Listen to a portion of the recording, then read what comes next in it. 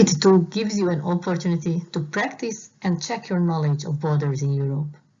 You will find 2 games on the links provided, which help you to memorize the meaning of the internal and external borders and to help you to practice the type of borders that the different countries share in Europe. After the registration, you can also save your results. I hope you will enjoy the games. Have fun!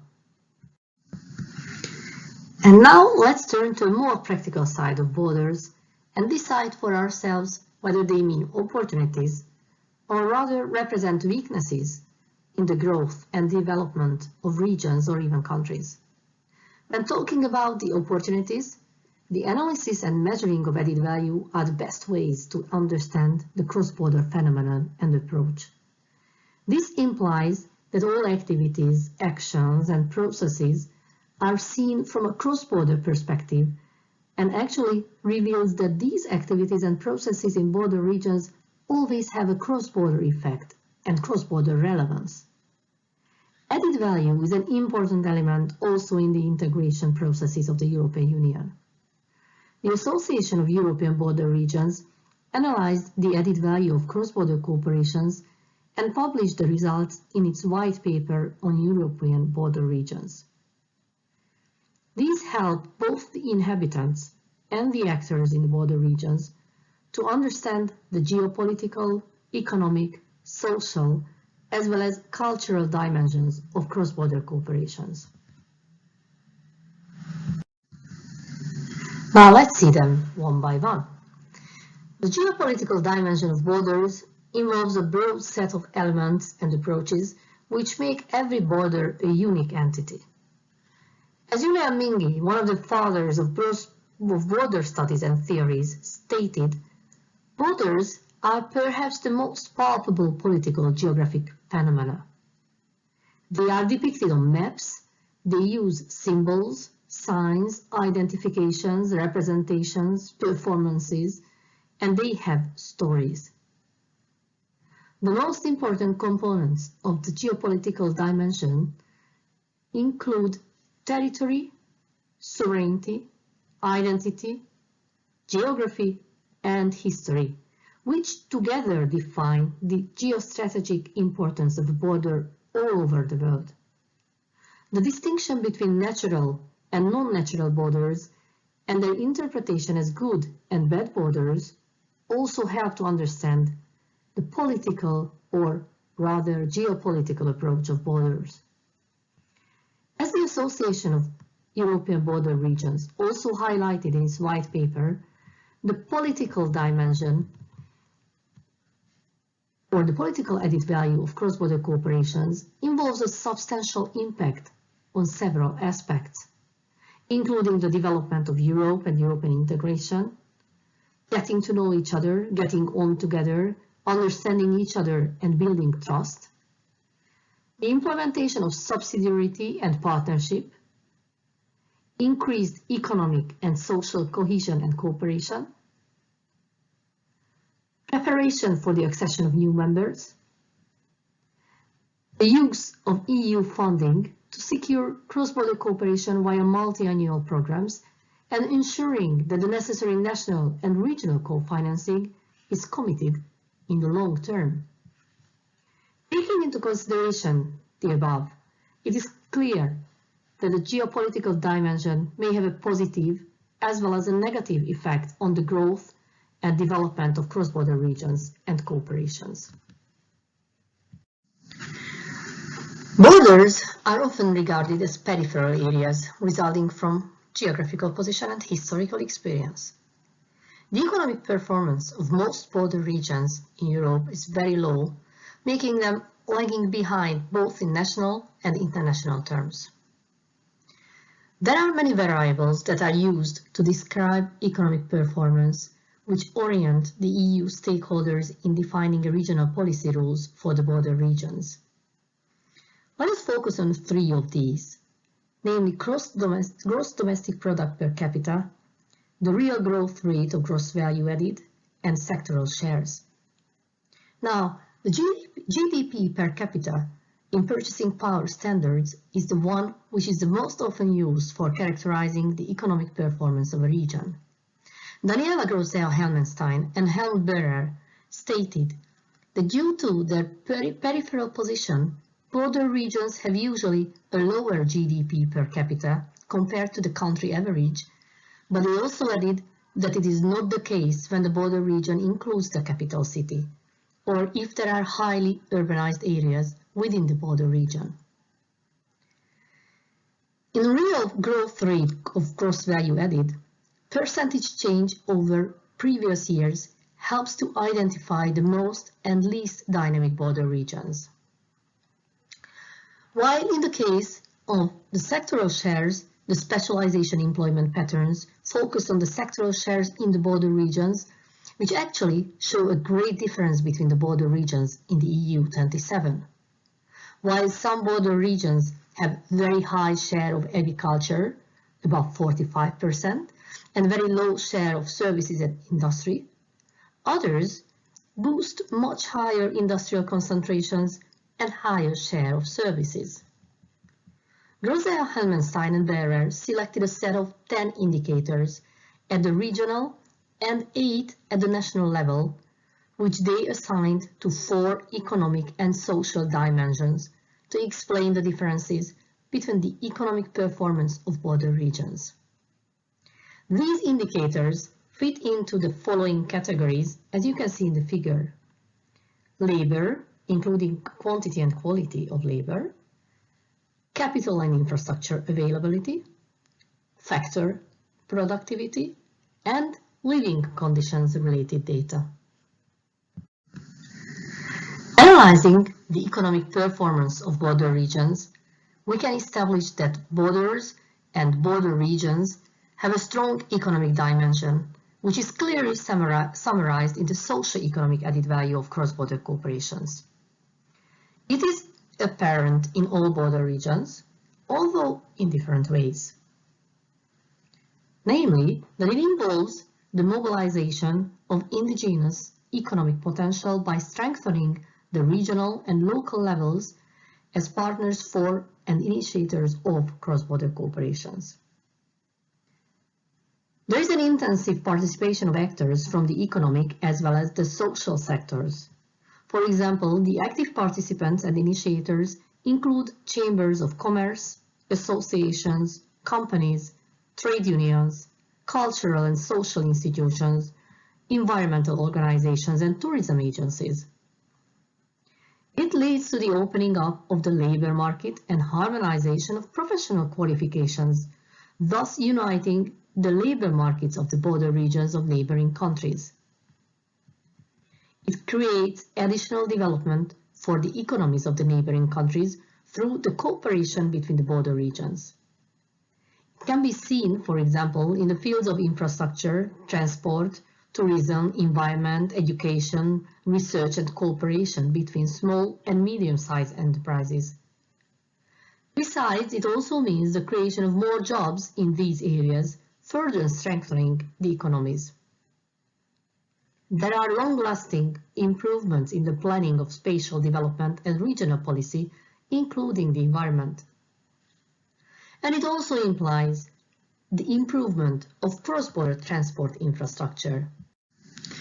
The social-cultural dimension of cross-border cooperations is the most obviously reflected in the local personal contacts in the border regions, which actually generate further cooperation. As Milan Buffon also explained it in his analysis of the Italian-Slovenian border region, personal contacts lead to social contacts, where the knowledge of both languages and national or ethnic intertwining of the border population provide for more sophisticated and intense forms of social and cultural cooperation and integration. The social cultural added value of border regions listed by the Association of European Border Regions is an indicator of the social cultural dimension represented in the lasting, repeated dissemination of knowledge about the geographical, structural, economic, social, cultural, and historical situation of a cross-border region. The overview of a cross-border region afforded in maps, publications, teaching material. The development of a circle of committed experts, such as churches, schools, youth and adult educational establishments, the conservation authorities, cultural associations, libraries, museums, and equal opportunities and extensive knowledge of the language of the neighboring country or of dialects as a component of cross-border regional development and a prerequisite for communication. The AEBR suggests that these elements make cultural cross-border cooperation a constituent element of regional development, provided that social cultural cooperation takes place in a workable cross-border environment for business, trade, and services. As border regions and the related cross-border cooperation in the border regions represent a great variety of cultures, languages, differences in national holidays, and sometimes even different time zones, therefore these factors must be taken into consideration when one gets to the understanding of the attitude and behavior of the people participating in a cross-border cooperation. Focusing on the added values of cross-border cooperations, let us listen to an expert's view and opinion about these. The institutions of the European Union have been paying more and more attention to the functioning of cross-border cooperations and therefore provided several instruments for the successful and effective operation both along the internal and external borders. This time, we will focus only on the external borders. We will take a look at the legal and financial backgrounds, starting with the legal background of cross-border cooperations. Two articles in the Treaty on the European Union may be regarded as the basis of the attitude and approach of the EU towards its neighbours. The roots of cross-border cooperation along external borders of the community can be found in Article 181A of the Treaty establishing the European Community, which is of key importance for establishing cross-border cooperation along external borders, stating that it is the member states' competence to negotiate in international bodies and to conclude international agreements. Article 8 of the Treaty on the European Union provides for the European Union to develop a special relationship with neighboring countries, with the aim of establishing an area of prosperity and good neighborliness at the EU's borders. The eastern land borders of the EU member states constitute the external border of the European Union. It affects 10 member states and 8 neighboring states, stretching approximately 8,000 kilometers, running from the Arctic to the Black Sea and the Aegean.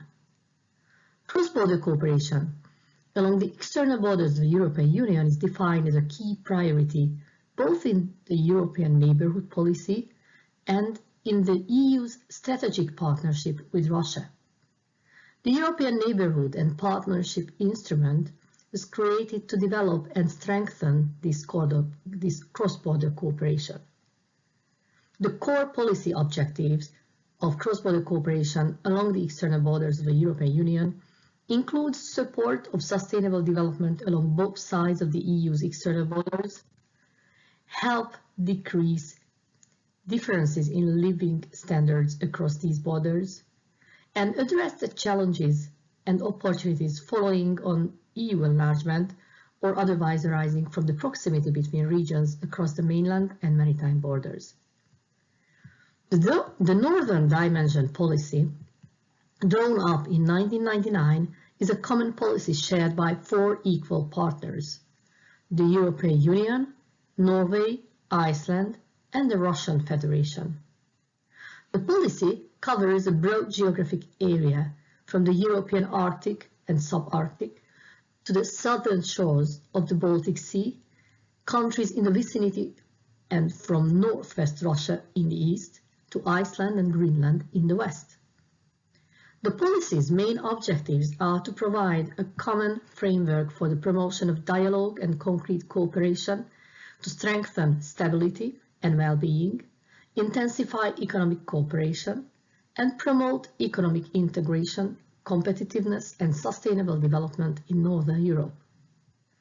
The Northern Dimension is implemented within the framework of the Partnership and Cooperation Agreement with Russia.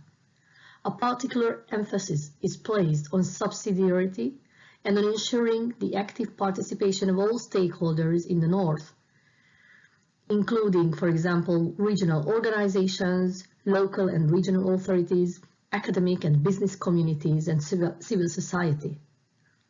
Cross-border cooperation and regional development is one of its several key priority themes.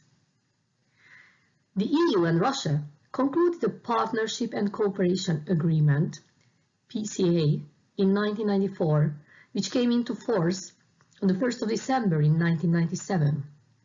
Discussions with Russia were launched in June 2008 on a new agreement for the Russia-EU strategic partnership, which is to update the existing PCA.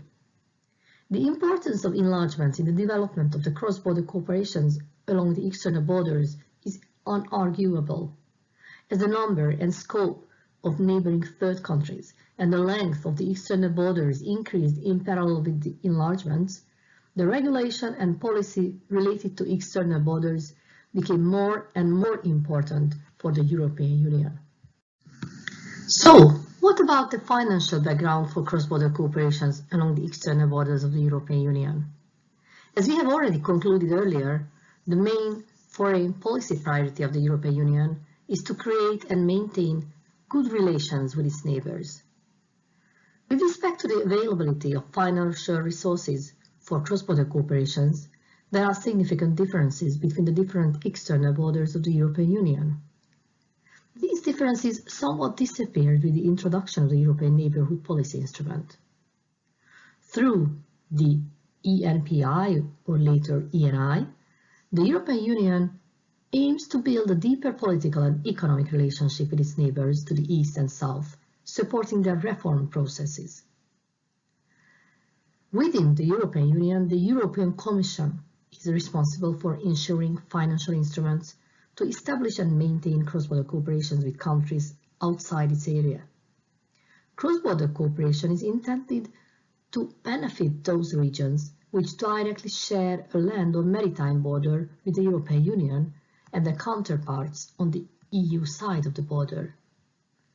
The regions eligible to participate in the programs are those districts or provinces which directly share the border on both sides, defined at the NOTS 3 or 2 levels on the EU side, and on the external side, in the absence of such classification, in terms of the territorial units most closely corresponding to this definition. On a slide, the table sums up for you the financial instruments which were and still are available for financing cross-border projects along the external borders of the EU. You can see the eligibility of these programs, and you can see also the eligible countries listed in the table.